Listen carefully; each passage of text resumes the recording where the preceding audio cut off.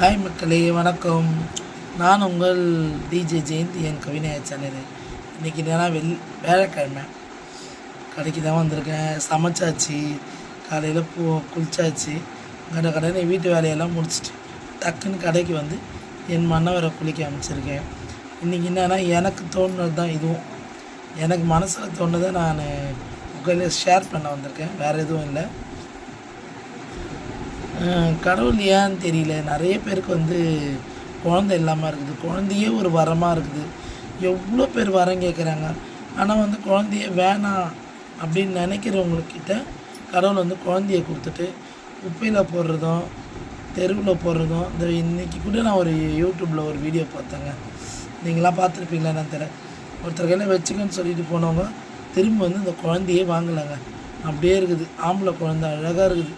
மனசே கேட்கலங்க. கடவுள் ஏன் தான் இப்படிலாம் பண்ணுறாரோ, வலிக்குது மனசு. எனக்கு ரொம்ப வலிக்குது மனசு. அதனால் எனக்கு தோணுனதை உங்கள் கையில் ஷேர் பண்ணிக்கணும். மாதிரி